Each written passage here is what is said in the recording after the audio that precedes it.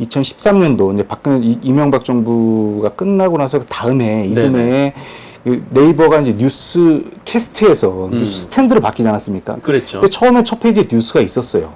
근데 뉴스를 뺀 게 왜 뺐냐면 그 조중동이 계속해서 이거에 대해서 뉴스를 빼라. 포털이 무슨 언론이냐. 포털이가 장사하고 있다. 자극적인 기사, 그럼 중요하지도 않은 기사 맨날 메인에 배치하고 있다. 그러니까 포털의 뉴스기는 없애야 된다고 해서 뉴스기를 다 빼버렸어요. 네. 그래서 결국은 너무 몇 달 동안 조중동이 계속 그냥 시리즈로 비판을 해가지고 결국 거기서 뺐는데 그 똑같은 논리로 지금 민주당이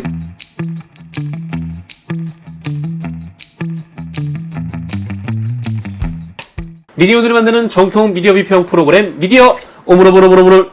네, 반갑습니다. 한 주만에 또 인사드리겠습니다. 저는 송상근 기자입니다. 오늘 저와 같이 하실 분, 미디어 오물오물 제가 진행하면서 처음으로 옆에 같이 하셨던 분입니다. 두 번 다시 만날 줄 몰랐는데. 네, 조현우 기자님 나오셨습니다. 안녕하십니까. 네. 조현우입니다. 네. 조현우 기자님. 네. 왜 저를 다시 볼 줄 없겠다고 생각하십니까? 제가 이제 제작진 분들께 특별히 한 번 다 돌았으니까 이 쭉정이들은 빼라라고 전했었는데, 네. 네네. 또 나오셨네요. 네, 네. 저도 영광입니다. 네. 네, 농담이었고. 네, 저 반갑습니다. 농담이었습니다. 네네네. 지금 조현우 기자님이 지금 국회를 출입하고 그렇습니다. 계시죠. 네네. 네, 미디어오늘에서 지금 국회에 들어가 있는 유일한 기자로 알고 있는데. 다른 기자도 있는데 이제 주로 제가 다른 기자는 쭉정이. 출전은 아닌데 이제 거기서 코로나 때문에 네네. 그 출입 기자가 다 들어오지 못하게 하고 있어요. 그러니까 그래요? 절반 이하로만 유지해달라는 거기 방침이 있어가지고 일단 제가 주로 가서 이렇게 출퇴근을 그쪽으로 하고 있습니다. 미디어들의 기자가 둘인데, 네, 절반만 나오라고 하면은 한 명만 나오라는 거잖아요. 그렇죠? 그렇습니다. 평소 일상시에는 이제 제가 주로 나오고 또 우리 야당을 담당하는 우리 장슬기 기자가 또 필요한 경우에 뭐 현장에서 취재할 내용이 있으면 또 오고 이런 방식으로 유지를 하고 있습니다. 네. 그래서 지금 그러면 여당을 출입하고 계신 건가요? 저는 이제 민주당을 담당하고 있습니다. 더불어민주당. 네. 이 더불어민주당을 출입을 하고 계시는데 뭐라고 할까요? 좀 이렇게 더불어민주당하고 이 미디어 쪽하고 아무래도 좀 연관이 접점이 있는 측면이 있어요. 그렇습니다. 네. 지금 마침 이제 미디어의 혁신 특별위원회가 얼마 전에 발족을 했는데. 네, 맞습니다. 네. 첫 회의가 열렸죠? 네, 첫 회의가 지난달 31일, 그러니까 월요일에 열렸는데요. 위원회의 이제 그 명칭이 예전에 2월 달에 이제 열렸을 그 미디어 언론 상생위원회, TF라고 그래가지고. 그때 노웅래 단장이 해서 쭉 해가지고 징벌적 손배제 이런 걸 이제 하겠다고 발표한 적이 있었죠. 아마 기억이 나실 텐데 그 이후로 지금 4개월 만에 아예 이제 위원회 자체를 이제 위원회 형식으로 승격을 해가지고 좀 특위로 이제 TF에서 특위로 했고 이름도 좀 바꿨습니다. 혁신 특위로 해가지고 미디어 혁신 특별위원회. 특별위원회. 네, 그렇죠. 이 특위가 됐는데 지금 구성은 뭐 어떻게 돼 있죠? 구성은 이제 잘 아시겠지만 이제 초선에 김용민 의원이 이제 위원장이고 부위원장에는 이제 또 마찬가지로 이제 초선에 이제 김승원 의원, 판사 출신의 김승원 의원이 이제 부위원장 겸 간사를 맡고 있습니다. 네네. 뭐 이 밖에 도정환 고문, 김종민 의원, 박정 의원, 조승래 의원, 김남국 의원, 민영배 의원, 윤영찬, 정필모, 최혜영, 한준호 의원 등등이 지금 위원으로 많이 꽤 이제 어떤 규모가 좀 크게 지난번 TF보다 이렇게 위원 수도 좀 많고. 좀 규모를 늘려서 좀 운영을 좀 하고 있습니다. 네, 괜찮으십니까? 지금 땀을 지금 흘리고 계신데. 지금 더워요. 지금 여기 덥고 제가 아까 저번에도 말씀드렸습니다. 네. 국회에서 뛰어왔어요. 국회에서 뛰어오셨다고요? 네. 물론 지하철도 탔지만 지하철의 이 9호선이 지하철 타고 뛰었습니까? 지하철 9호선에 계단이 많아요. 계단이 많죠. 그래가지고 계단이 많은데 에스컬레이터도 있는 걸로 알고 있는데. 에스컬레이터에서도 뜁니다. 시간 맞추기 위해서. 에스컬레이터에서는 뛰거나 장난침을 하던데. 손잡이를 잡고. 방송 시간에 또 맞춰야 하는 또 우리가 약속도 지켜야 되지 않겠습니까? 또 일도 일대로 해야 되고 이 방송도 시간에 맞춰서 또 와야 되기 때문에 그러니까 불가피하게 이제 뛸 수밖에 없는 사정을 우리 시청자분들은 잘 이해해주지 않으실까? 이해해주지 않습니다. 그런 거. 땀을 좀 이해해주십시오. 굉장히 좀 많이 흘리는데. 많이는 아니고요. 제가 좀 원래 땀이 좀 많습니다. 제가. 링거를 꽂고 방송해야 되는 거 아닌가 싶을 정도. 근데 옆에서 보기에는 땀을 굉장히 좀 많이 자켓을 좀 벗는 건 어떻습니까? 이렇게 더우시면. 괜찮습니다. 또 자켓을 벗는 것보다 이렇게 또 예의를 좀 갖추고 방송을 해야 된다고 저는 생각을 하기 때문에 네네. 국회에서도 항상 저는 복장을 갖추고 일을 합니다. 이렇게 답답한 사람입니다, 여러분. 이게 예의랑 무슨 상관이야? 더워서 자켓을 벗는데. 네. 네, 어쨌든 다시 원래 얘기로 좀 돌아가면. 그러시죠. 네. 미디어 특위가 이제 구성이 됐는데, 네. 민주당은 왜 지금 미디어 특위를 만들었다라고 얘기를 하고 있는 거예요? 그 아까도 말씀드린 2월 달에 이제 노웅래 그 특위 TF 단장이 그때 발표했을 때는 그러니까 이제 미디어로나 언론에 의해서 피해를 본 사람들을 구제하는 게 가장 시급하다고 해서 이제 징벌적 손배제를 도입을 했던 거거든요. 근데 지금 4개월 이후에 지금 했을 때는 미디어 산업의 어떤 시장의 환경의 변화라든지 네. 또 이 방송법 체계가 통합방송법 체제라서 대단히 어떻게 보면 20년도 더 된 지금 그런 어떤 틀을 가지고 있기 때문에 이것도 좀 바꿔야 한다. 또 그리고 지금 요새 그 이슈가 되고 있는 그 포털의 알고리즘 문제가 되게 불투명하다 이런 이유들이 있었고 그래서 이제 오래된 이러한 어떤 방송 체계를 다시 지금 시대에 맞게 하려면 법과 제도가 정비가 필요하다는 차원에서 이제 이렇게 설명을 하고 있거든요. 뭐 단에서 이제 특위로 딱 바꿨듯이 뭔가 이 굉장히 논의하는 폭도 커졌다라고 보면 되겠군요. 지금 그렇죠. 상황이. 이제 그 일단 내세우고 있는 건 그렇고 이제 실제 그러면 어쨌든 여기도 정치 집단이기 때문에 그 왜 이렇게 했을까라고 이제 본다면 지금 대선이 이제 그 1년도 채 남지 않았고 네. 그 언론의 역할이 어떻게 보면 중요하다고 생각을 하고 있을 것 같고요. 그리고 이제 재보선 패배로 인해서 그 지난번에 재보선 전에 이제 이 그 징벌적 손배제를 비롯한 이제 그 미디어 상생 그 TF에서 언론개혁안을 냈었는데 그것도 약간 수정된 기류가 있거든요. 그래서 바꾼 걸 보면 재보선 패배 이후에 어떻게 보면 일단 언론 법안 뭐 제도적 정비 이런 부분을 좀 다른 방향으로 가져가려고 하지 않는가 그렇게 이제 예상이 듭니다. 해보겠습니다. 뭐라고요? 그렇게 생각을 예상을 해보겠다고요. 네. 디테일하게 잘 알아들으시네요. 괜찮으신 거죠? 지금? 말씀하십시오. 네. 그래서 그러면은 뭐 어떤 식으로 지금 민주당이 좀 기류 변화가 있는지 뭐 이렇게 회의를 보면 뭐 대충 뭐 감이 올 텐데 네네. 지금 뭐 그럼 어떤 법들을 지금 논의를 하려고 지금 얘기가 되고 있는 건가요? 이게 이제 딱 보면 이제 회의에서 회의 자료나 이런 걸 통해서 보면 1번이 그 포털 혁신입니다. 그리고 2번이 그 이제 가짜 뉴스 대응, 지금 징벌적 손배제를 말하는 거고요. 그리고 3번이 그 미디어 바우처 법안, 이번에 이제 ABC 제도 부수 조작 문제 때문에 그 불거졌던. 그리고 이제 네 번째가 이제 방송사 지배구조 개혁. 이게 또 나머지 이제 했던 그렇죠. 공영방송 지배구조에서 이제 네 번째인데. 나머지 이제 뭐 한 7가지 정도 다 합쳐서 있는데 이 중에 이게 4가지가 핵심이라고 볼 수 있는데요. 근데 이 중에 이제 1번이 가짜뉴스 대응이나 징벌적 손배제가 아니라 이 포털이라고 한 점이 전 그게 좀 중요하다고 생각을 하거든요. 그게. 포털. 네. 네. 이 포털 왜 중요하다고 보고 있습니까, 지금? 그러니까 이제 포털에 여기 이제 내용을 보면 이제 먼저 하나 좀 자료를 보여드릴게요. 여기 쭉 보시면은 자 보시면 여기에 1번 이렇게 인터넷 뉴스 포털 혁신 방안으로 돼 있거든요. 이게 회의 자료인데 여기 쭉 보면 포털이 이제 공정하지 않다. 기사 배열이 공정하지 않기 때문에 이걸 확보하기도 스스로 힘들 거라고 봤고 첫 번째 대안이 그래서 뭐냐면 포털 뉴스의 추천 기능을 삭제한다. 네. 그리고 여기에 아웃링크로 전환한다. 그러니까 아웃링크라고 하면은 그 뉴스, 포털에서 보는 게 아니라. 그렇죠. 포털 안에 들어와서 보는 게 아니라 누르면 바깥으로 빠져나간다는 거죠. 링크가. 그래서 이게 우리 미디어 오늘 기사가 있으면 미디어 오늘로 이어진다는 거죠. 아웃링크가. 네이버에서 보면 네이버에서 바로 볼 수 있는 게 이제 인링크고. 그 얘기는 뭐냐면 뉴스 페이지를 네이버에 있는 뉴스 페이지를 사실상 없애겠다는 얘기나 마찬가지입니다. 네. 근데 저는 그 이역의 습관을 잘 알기 때문에 저는 상관없습니다만 그 시청자 여러분들이 보고 있는데 이렇게 설명을 하실 때 손가락은 이쪽 손가락을 써주시기 바라겠습니다. 제가 이걸로 했습니다. 네. 이게 아니라 제가 순간 보고 좀 놀래가지고. 네, 그래서 이 내용을 이제 봤을 때 이제 그러면 이 뉴스 추천 기능을 없애야 하는 그 이유가 뭐냐?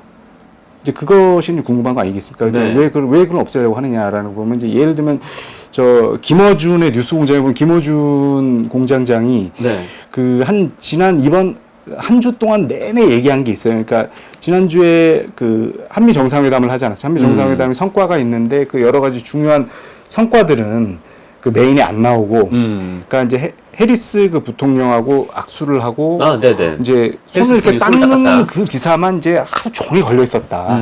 그리고 이제 피포지 지금 정상회가 며칠 전에 열렸었는데 거기에 영국 총리가 참여했다는 사실이 더 중요한데, 그거는 하지 않고 23년 연하에 결혼했다는. 여성과 결혼했다는 그것만 이제 도배가 되는 것이 이게 무슨 뉴스 편집이냐. 이제 중요한 내용과 의제 설정 기능을 완전히 정말 그 파괴하고 뭐 이제 제대로 된 어떤 여론 형성에 도움이 안 된다고 보고 이렇게 이제 그 뉴스 편집을 없애겠다고 하는 건데. 네. 그리고 또 이제 이걸로 가지고 이런 자극적인 기사를 갖고 수익을 이제 많이 본다는 거죠. 그렇겠죠. 이제 이걸 자기들이 뉴스를 쓴 것도 아니면서도 요 내용을 올려놓고 이제 그걸로 가지고 여러 그 광고라든지 이런 경제적인 수익을 보기 때문에 그런 점들을 어떻게 이제 그 좀 부당한 측면이 있다고 설명은 하고 있습니다. 물론 뭐 네. 포털에서는 그 수익을 뭐 언론사랑 나눈다라고는 합니다만, 근데 뭐 포털은 그냥 앉아가지고 남의 거를 갖다가 돈을 버는 측면이 있고, 네. 또 포털이 그렇게 해서 무슨 주는 돈들이 또 많다 보니까 언론사들은 포털에 잘 걸리게 하기 위해서 좀 자극적으로 기사를 쓰는, 그렇습니다. 이 악순환이 지금 반복이 좀 되고 있지 않습니까? 네. 근데 또 어떻게 보면 또 어떤 분들은 그렇다고 포털이 언론은 아닌데, 그렇습니다. 뭐 언론 특위에서 다룰 만한 건가라고 얘기를 하시는 분들도 있어요. 네. 네. 그 포털이 언론 그 법제상 적용을 받는 언론 기관은 아니죠. 실제로 아닌 거 법적으로 언론은 아니고 또 언론사로 등록도 되어 있지 않은데 실제로는 언론처럼 그 메인 페이지에 들어가면 사실 포털에서 기사를 보는 거지 언론사에 들어가서 기사를 안 보는 거기 때문에 사실상 언론이 아니냐라는 이제 그렇게 보는 인식인데, 근데 저는 이제 여기서 이제 좀 다른 그 생각을 이제 말씀을 드린다면, 그러니까 김승원 의원이나 김용민 의원이 문제 삼고 있는 거는 이 기사 배열이거든요, 배열. 네네. 그러니까 기사를 올리는 상관없는데 기사 배열이 좀 엉터리고 이제 안 맞다. 또 상식적으로 맞지 않다는 이제 그런 주장인데, 이제 물론 그렇게 주장할 수도 있죠. 배열권이라는 기사 배열권이라는 게 무슨 법적으로 우리가 어떤 부여받은 권한이냐. 그러니까 법에서 어떻게 배열을 그러면 이 법대로 그러면 배열을 해야 되느냐. 언론사에만 그러면 그 배열권을 줘야 되느냐. 그 신문방송법상 그 적용을 받는, 그리고 문체부에다 등록한 그런 언론사만 그런 이런 권한을 갖냐. 일반 그런 블로거라든지 개인이나 그 시민들이나 이런 사람들이 자기의 기사를 가져다가 배치를 마음대로 하는 것이 그럼 이런 것도 할 수 없다는 얘기냐. 저는 그런 의문이 있습니다. 이걸 봤을 때 이 순서를 자기가 보고 싶은 대로, 자기가 우선순위를 보고 싶은 대로 보고 듣고 싶은 대로 듣고 하는 것이 많이 바른 건 아니지만 그런 어떤 사고의 흐름대로 보는 거죠. 보고 나서 어쨌든 자기 생각을 정리해서 다른 사람과 얘기하고 또 다른 건 다른 대로 받아들이면서 이렇게 사고가 성장을 하고 또 배워가는 건데, 근데 그런 거 자체를 어떻게 보면 이게 중요하니까 이것만 봐라. 이게 우선적으로 봐야 되고 이런 건 안 중요한 가십 지연 말단이니까 이건 보지 마라라고 하는 것도 하나 어떻게 보면 또 다른 어떻게 보면 이런 선택권 또 이제 표현의 어떤 자유에 대한 그 침해 소지가 있다. 저는 그렇게 보면서 어쨌든 그런 접근은 이게 배열권을 어떻게 보면 어떤 게 맞고 어떤 건 잘못됐다는 이런 기준을 정해서 하다 보면 그 뭐가 맞는 건지에 대한 또 문제를 낳기 때문에 그런 접근법은 조금 이런 역풍을 불러올 수도 있지 않을까 저는 생각은 듭니다. 근데 만약에 이 포털의 배열권을 그러면 이렇게 하라라고 그걸 이제 법제화를 시키면 모르겠는데, 네네. 좀 그게 아니라면 뭐 일단 지금 포털의 이런 좀 기사 배열이라든지 좀 기사 배치가 국민들에게 좀 엄청난 영향을 끼치는 거는 분명한 사실이잖아요. 그렇습니다. 그래서 이제 또 나온 게 이제 아예 그럼 뉴스를 포털에서 빼버리자? 뉴스를 빼자. 첫 페이지에서. 근데 이제 이 정 기자님도 아시겠습니다만은 예전에 우리가 2013년도 이제 이명박 정부가 끝나고 나서 그 다음에 이듬해에 그 네이버가 이제 뉴스 캐스트에서 뉴스 스탠드를 바뀌지 않았습니까? 그랬죠. 근데 처음에 첫 페이지에 뉴스가 있었어요.